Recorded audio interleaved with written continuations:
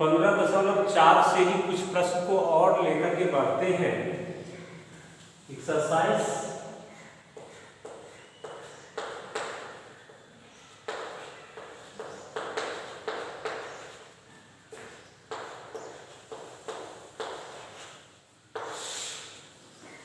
ये फार्मूला को हमेशा ध्यान में रखिए। गोला का पृष्ठ 4 पाई आर स्क्वायर, अर्धगोला का पृष्ठ 2 पाई आर स्क्वायर, अर्धगोले का संपूर्ण पृष्ठ 3 पाई आर स्क्वायर, गोला का आयतन 4/3 पाई आर क्यूब, अर्धगोला का आयतन 2/3 पाई आर क्यूब और गोला का द्रव्यमान बराबर आयतन गुणित घनत्व। हम प्रश्न संख्या 8वां देख रहे हैं। एक गोले का आयतन ज्ञात करना है जिसका पृष्ठीय क्षेत्रफल 154। प्रश्न संख्या 8, पृष्ठीय क्षेत्रफल गोला का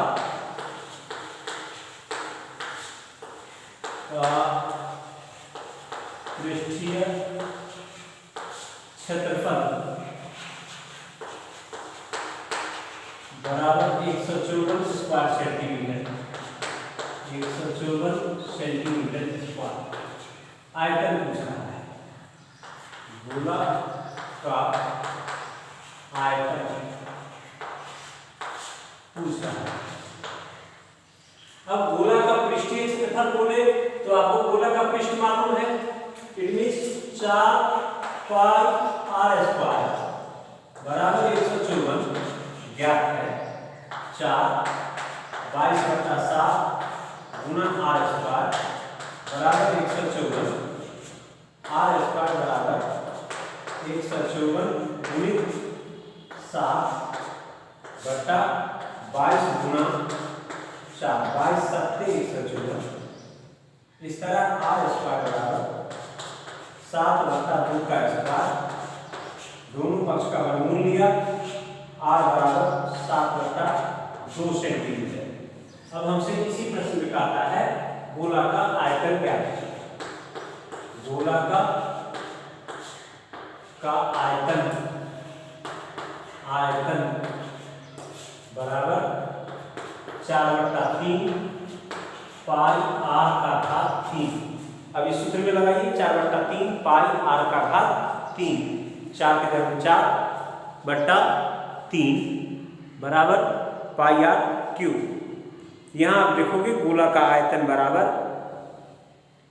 4/3 पाई आर क्यूब।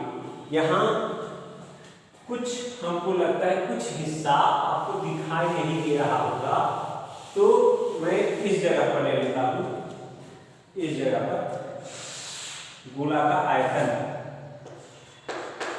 गोला का आयतन बराबर 4/3 पाई आर का घात 3।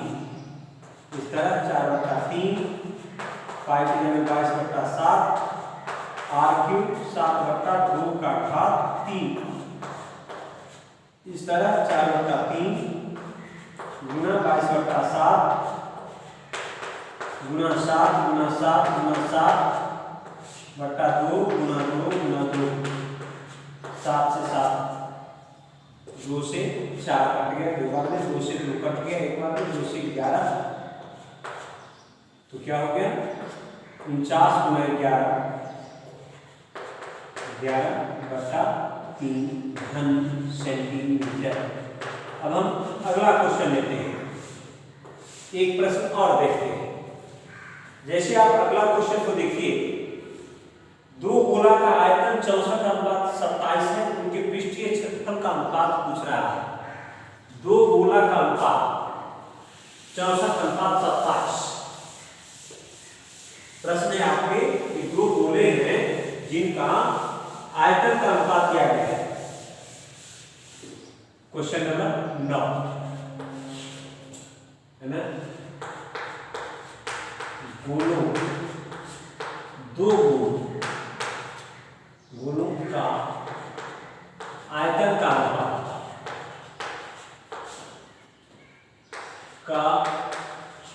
अनुपात बराबर 64/27 है। तो आप क्या करोगे, मान लीजिए कल्पना करो कि हमारे पास एक गोला जिसकी त्रिज्या कैपिटल आर, और दूसरा गोला ये है जिसकी त्रिज्या स्मॉल आर।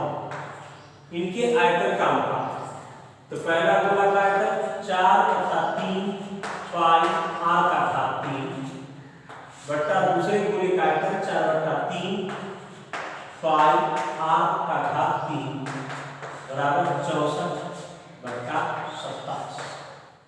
4/3 से 4/3 कटेगा, पाई से पाई कटेगा।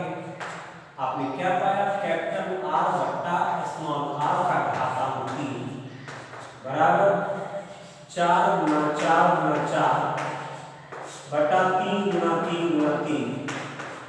देखिए 64 का गुणनखंड प्राप्त करोगे। 4 गुना 4 16 गुना 4 64, 27 का 3 गुना 3 गुना 3। इस तरह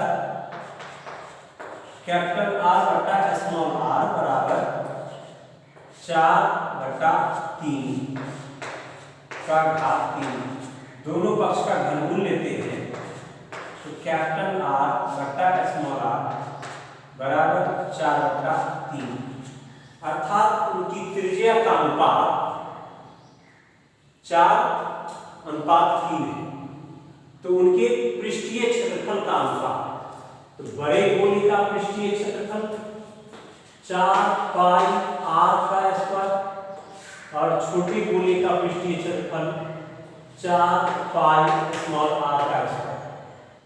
इस तरह आप देखोगे 4 पाई इंटू कैपिटल आर की वैल्यू 4 का स्क्वायर, 4 पाई स्मॉल आर की वैल्यू 3 का स्क्वायर।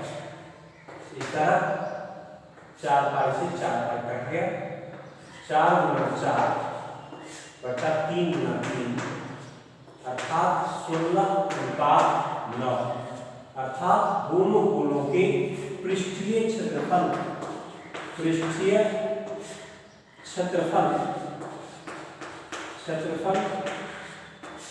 का अनुपात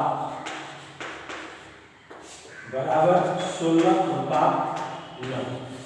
नेक्स्ट वन देखिए, अगला क्वेश्चन आपका कह रहा है कि एक ठोस गोले की त्रिज्या 12 सेंटीमीटर है। इस गोले से 6 सेंटीमीटर त्रिज्या के कितने गोले बनाए जा सकते हैं? प्रश्न को समझने का कोशिश करेंगे। बहुत अच्छा प्रश्न है, ये कई वर्ष पूछा भी है और इस वर्ष की परीक्षा में आने की संभावना है।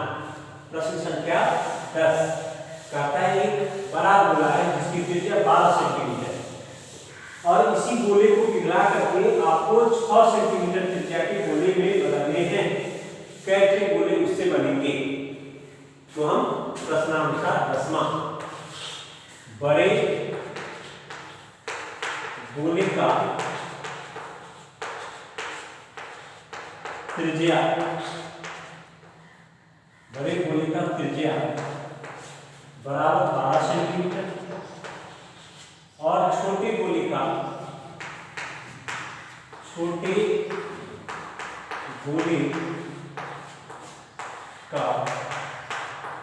त्रिज्या बराबर 6 सेंटीमीटर।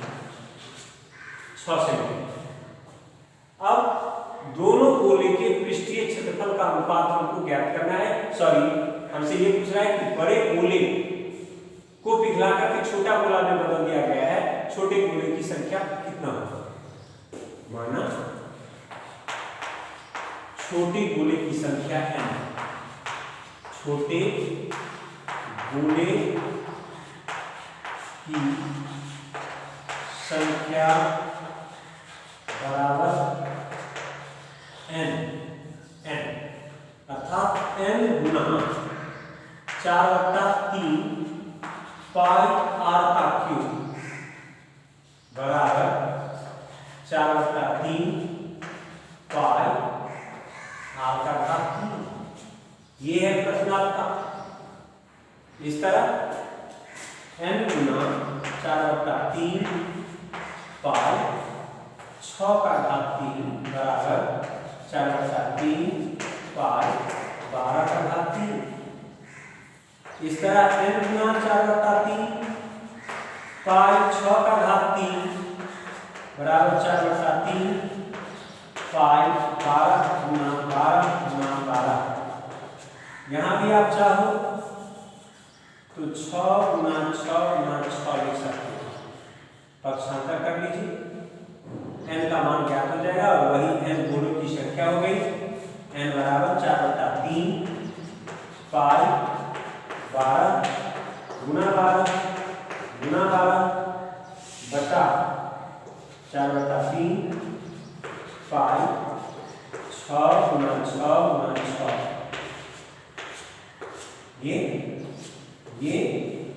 6 गुना 12 फिर 6 गुना 12 फिर 6 गुना 12 अर्थात इनका मान 8 आ गया। 8 गोले आप निकाल सकते हो। यदि आपके पास 12 सेंटीमीटर त्रिज्या का एक बड़ा गोला है, उस गोले को पिघला करके छोटे गोले में आपको बदलने हैं। आपसे पूछ रहा है कि छोटे गोले की कितनी संख्या होगी, कितने गोले आप बना सकते हो। नेक्स्ट क्वेश्चन देखिए। इस तरह के प्रश्न परीक्षा में आते ही आते हैं।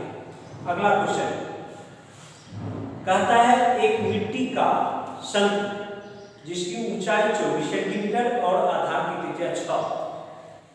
एक शंकु है ना, जिसकी ऊंचाई 24 सेंटीमीटर। एक शंकु है इस तरह का जिसकी त्रिज्या कहता है 6 सेंटीमीटर और ऊंचाई कहता है 24 सेंटीमीटर। 24। इस शंकु को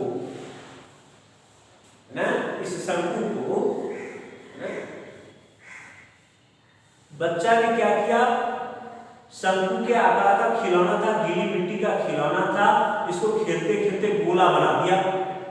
अब उस गोले की त्रिज्या पूछ रहा है, अर्थात जो वॉल्यूम शंकु का होगा, जो आयतन शंकु का होगा, वही आयतन आपके मिट्टी के गोले का होगा।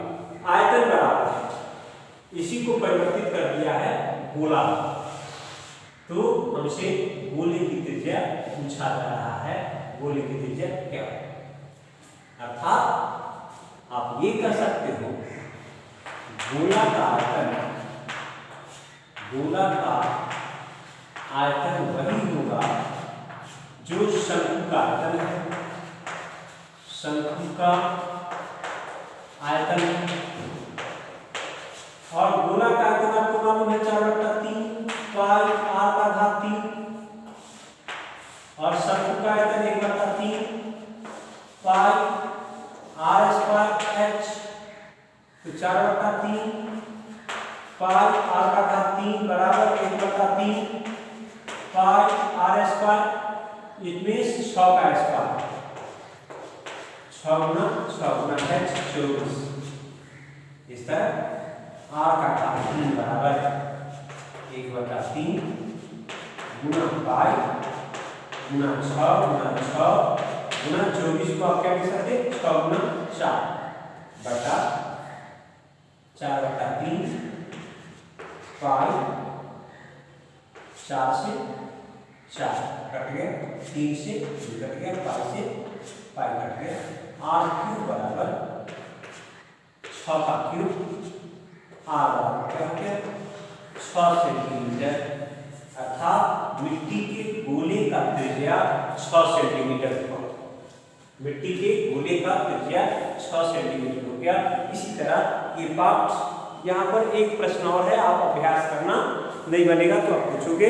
इस तरह आपका ये प्रश्न यहाँ समाप्त होता है। ये आपका प्रश्न संख्या 12, प्रश्न संख्या 12वां प्रश्न था। एक शंकु जिसकी ऊंचाई 24 सेंटीमीटर और त्रिज्या 6 सेंटीमीटर है, को एक बच्चा ने खेलते खेलते क्या चीज परिवर्तित कर दिया, गोला में। इस गोले की त्रिज्या हमसे पूछ रहा है, इस गोले की त्रिज्या पूछ रहा है। आप इस आधार पर इस गोले की त्रिज्या ज्ञात कर सकते हो।